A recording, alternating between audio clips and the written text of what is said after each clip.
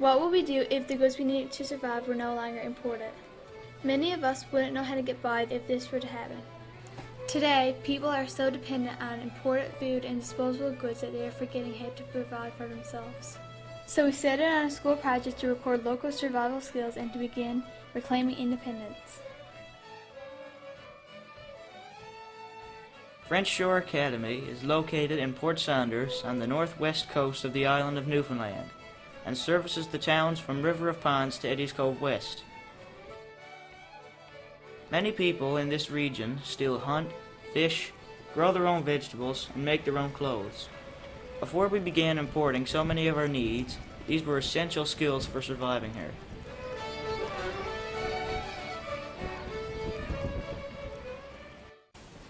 Good evening, I'm Larry Plowman. This is my father here, Clive Plowman. We are presently doing some work on our Normor grate, doing some mending. So my father has just started the process here now, running, started up there, and he just tied off on a tree leg there, and he's going to use heavy twine and work his way down through it there. And this is the chafing gear that we're actually mending here this evening. There's a hole into it, so we're just repairing it. We use heavy twine for that now. There's a new twine, not like the old rope we used to use years ago, but it's a bitter rope and softer and works well strength-wise. And my father been at this industry shrimping now since 1968. He was one of the first fishermen that actually started fishing shrimp here in the Gulf, and when I've been at it since 1981. I guess I started fishing with him aboard the same vessel, and so we're doing a bit of work there now, repairing our Normor grate. There's a new grate, as you can see, that they used. They came out with this about 10 years ago, and it actually helps to save the stocks. And it's only shrimp that you catch. The other species comes out through this opening, this hole here, and escapes into the water. So we're just doing a bit of work here now, mending and that. Okay, we're just replacing this bad twine here in a knit. So what you do, you just cut your first, when you leave what you call you start off with a tree leg. So there's two barriers right here, and you just cut it out here. Leave a point on that side.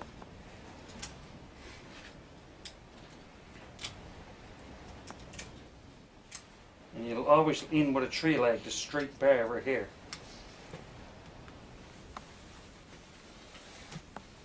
You just take your needle in. Okay, he's a bit long there.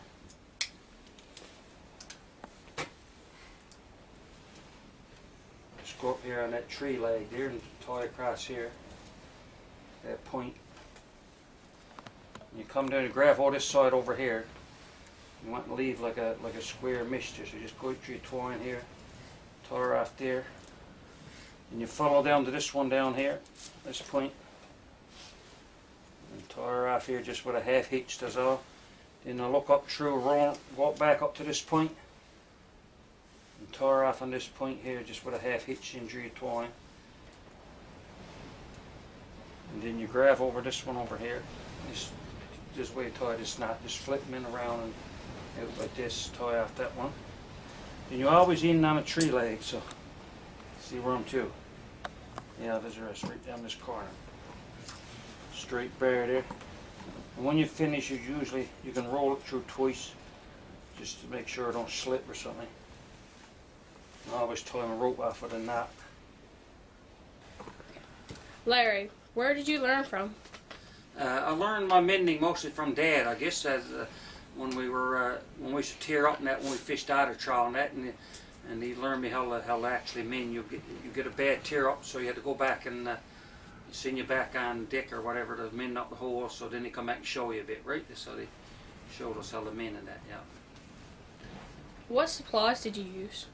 Pardon? What supplies did you use?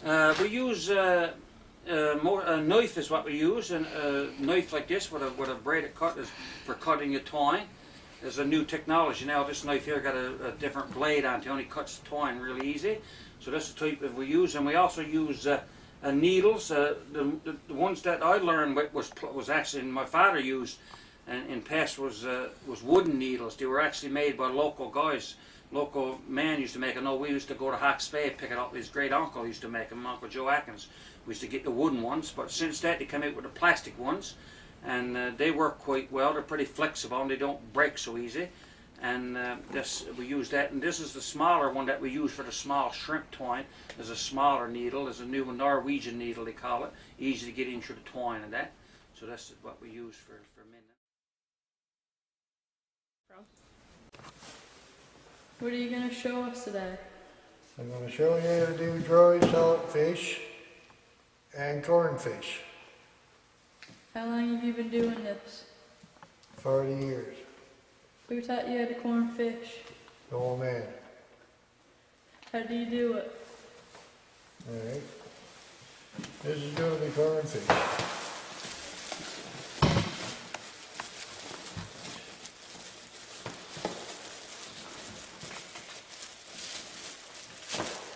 The first thing you got to do is put a good layer of salt in the bottom of the container.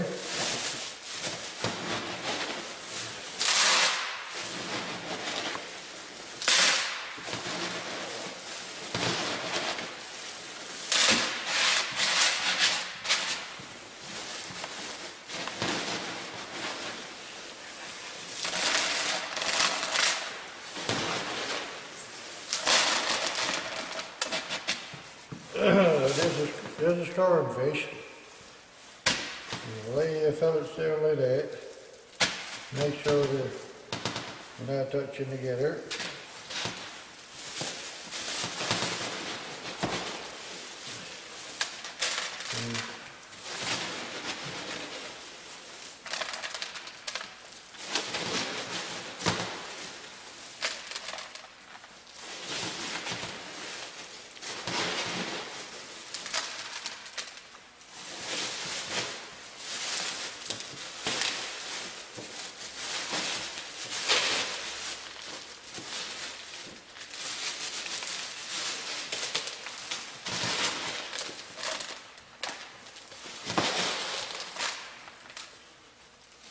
And then you're ready for another layer. And you don't put no water in anything, this just makes its own pickle. The water comes out of the fish, makes enough pickle to be corn fish. And then with dry salt fish, the dry salt fish is you salt it into a container with oils in it. So the pickle can get in. One something like it there.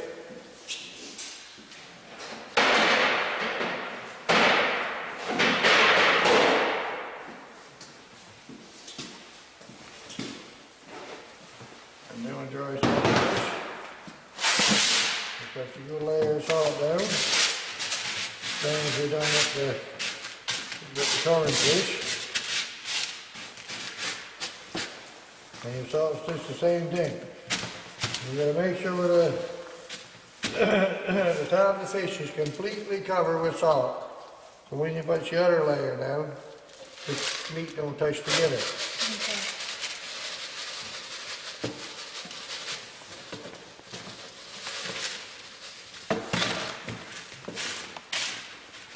You got to be completely covered over with salt. No meat to be seen. Then you put your other layer on top of that.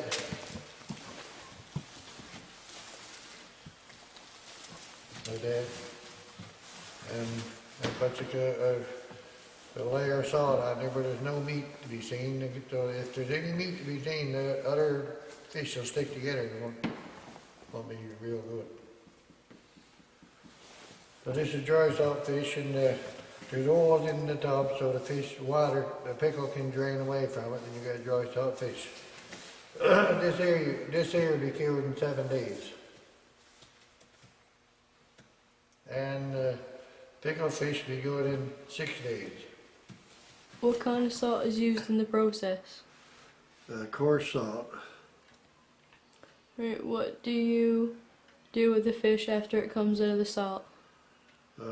if you're going to dry it, if you're current fish, you wash the salt off the fish and wash your back to get the salt out the back of them. Then you put them out on a flake and dries them. What about drying the fish? We often see pictures of fish hanging on clotheslines and fish flakes. Yeah, well, you're drying your current fish. You can dry salt fish too. You wash the salt off of that and put it in dry it. But dry salt fish normally is sole. Just take the fish out of the salt and shake the salt off it and put it in your deep freeze, or put it in boxes and sell it commercially, whatever. But drying fish, you need to dry it for at least 4 or 5 days. Is this a more modern process of salting and corning fish? No, we've been doing this for centuries.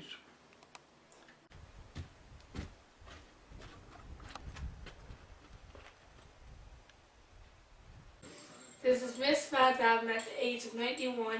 She still knits, although she is legally blind. Who taught you how to knit? Grandmother. How old were you when you started knitting? 8. Wasn't it an important technique in the past? Was it? Yeah. Yes, it was. Is it still important today? Yeah, you can knit and sell or knit and give away. We try those lots of. What are some things you knit? Here's one thing here. So socks and mitts and sweaters. And I knit Scarves. sweaters, scarves, and caps, whatever.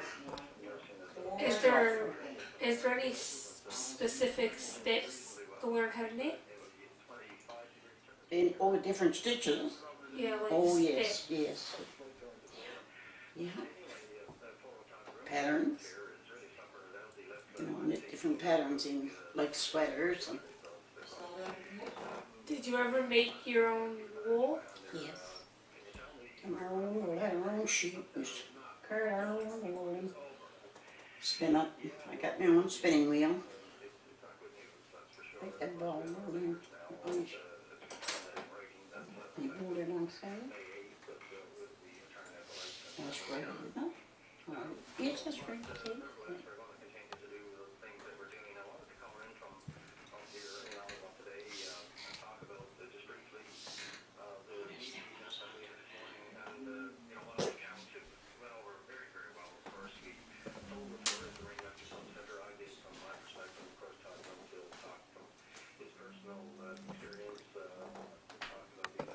Can you knit something for us? Yeah, just a moment. Just knit.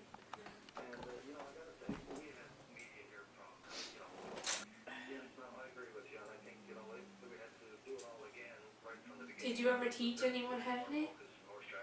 Pardon? Did you ever teach anyone how to knit? Did I keep anybody? Did you teach anyone? Oh, I have knit, yes, I taught a lot of children.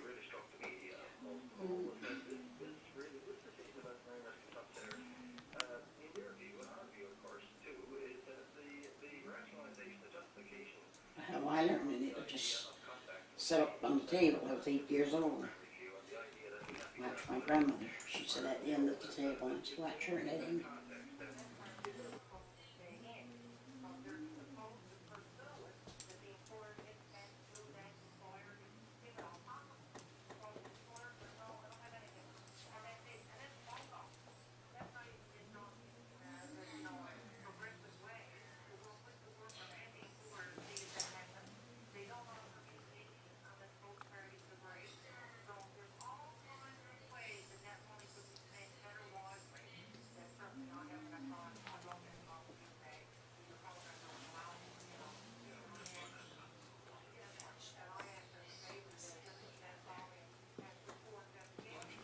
This is some of the stuff that Nan has finished. Men's mitts and ladies' socks. And she's finishing a pair of men's gloves now. I knit mitts, socks, and sweaters, caps, and whatever, you know, whatever wool calls for. I've even made a spread for my bed, a bean spread. It's called different colors. I don't have it here now, so I'm going on, I think.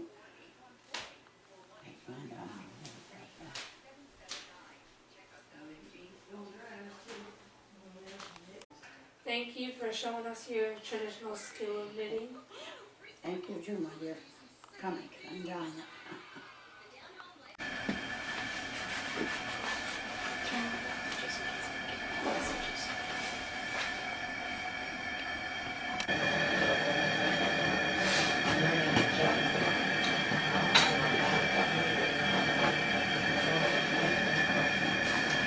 So what's your name?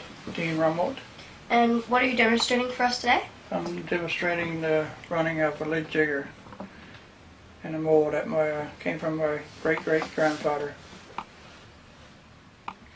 How long have you been doing this? We're doing this for about 20 years. So what are you doing now? Right now we're just preparing the lid, melting down the lid to pour in the jigger mold, and you have to preheat the jigger to take this mold. You gotta preheat it, because if you run hot lid in this cold jigger, if it's not preheated, it just stops running maybe halfway and it just cool off too soon. So you gotta put it on here and preheat it, right? And once you run one jigger, you're good. You can run 100 because it's already hot, right?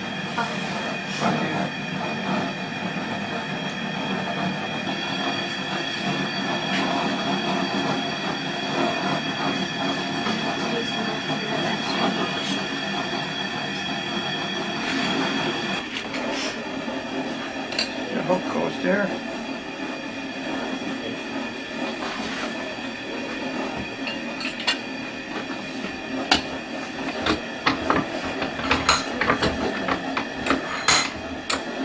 So what are you doing now? I'm preparing the hooks in the jigger for the pour the lid. You just pour the lid down through here now. Okay. So pour the lid.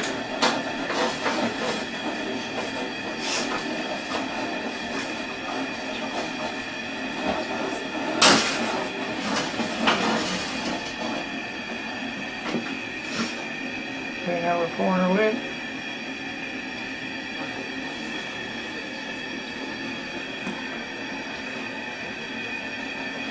So do you have to go right up? Pardon? Do you have to go right up to the top? Yeah, to the top here, right? Okay.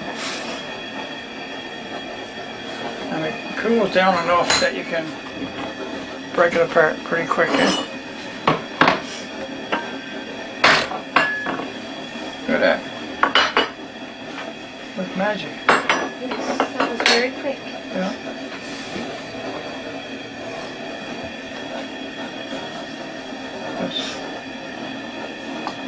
And you just cut this off here, right?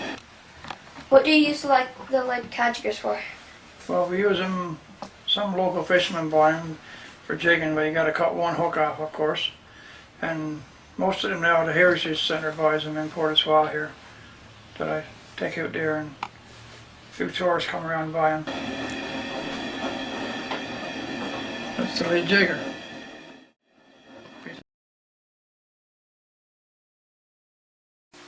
This is made out of wire now.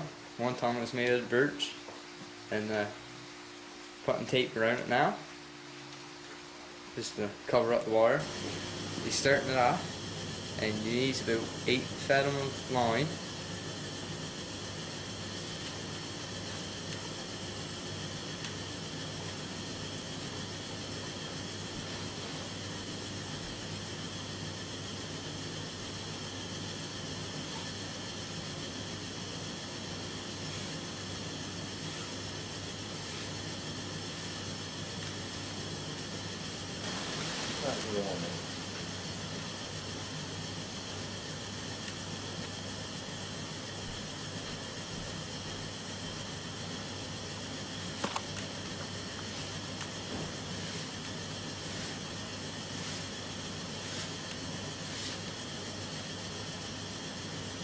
There's the rolling motor.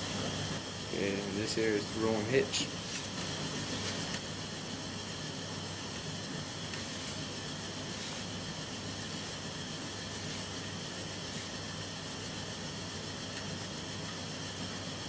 The first day.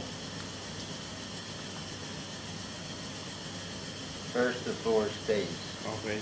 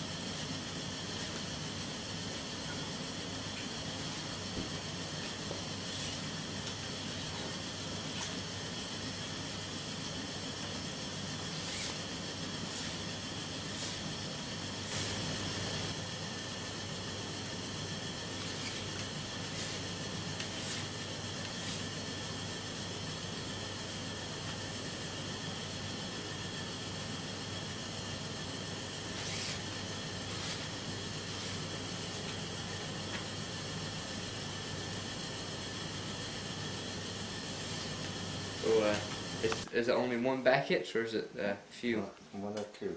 One or two? One of two. One of two.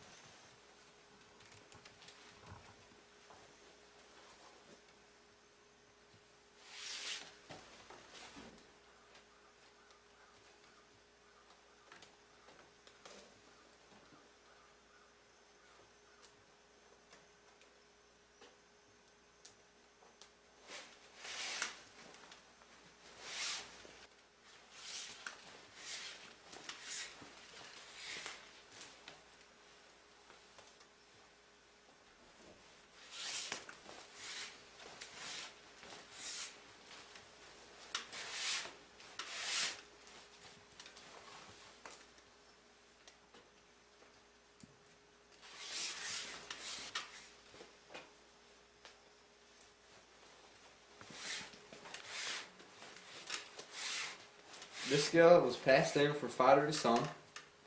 It was important to have this skill because very few people knew how to fill snowshoes. Pat has been doing this skill for 45 years now. It's just as well to call him a pro.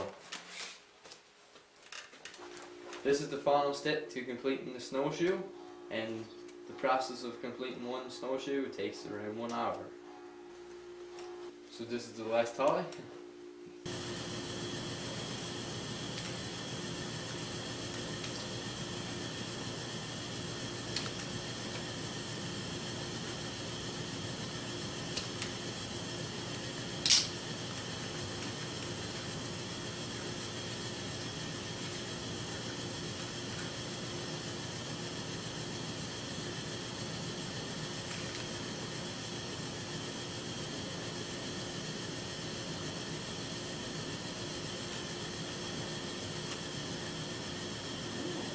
That's the final step.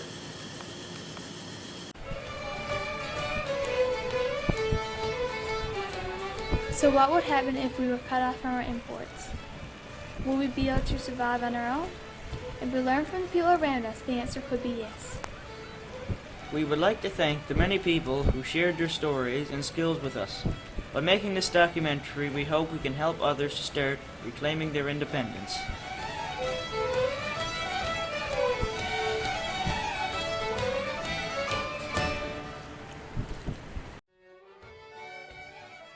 I'm Amber Flyman. I'm Tanasha Murphy. I'm Brianna Kennedy. I'm Austin Beer. I'm Michaela Roberts. I'm Jonah Hughes. I'm Jenny House. I'm Taylor Hines. I'm Sarah Gould. Hello, I'm Emily Haynes. Hi, I'm Lonnie Patey. Hi, I'm Yasmin Peary. Hi, I'm Matthew Williams. Hi, my name is Kelsey Lewis. Hi, my name is Shara Perry. Hi, my name is Richard Hayden. Hi, my name is Brandon Perry. Hi, my name is Alicia Palmer. Hi, my name is Kelsey James. Hello, my name is Zachary Roman. My name is Brandon Mellon. My name is Marshall White. Hi, my name's Kyle Ginn. Hi, I'm Andrew Jennings. Hi, I'm Aaron Jennings. Hi, my name is Carrie Grash. Hello, my name is Jessica Griffin. Hi, my name is Jeffrey O'Keefe. Hello, my name is Johnny Good. I'm Rebecca Gould. This is Kelsey Meaner and Katie Conrad. I'm Keith Fletcher. Hi, my name is Adam Hennings. Hi, I'm Carrie Roman. Hi, my name is Sam. Hi, my name is Christy. Hi, my name is Christy. Hi, my name is William Kennedy. My name is Brooke Walters. My name is Emily Hines.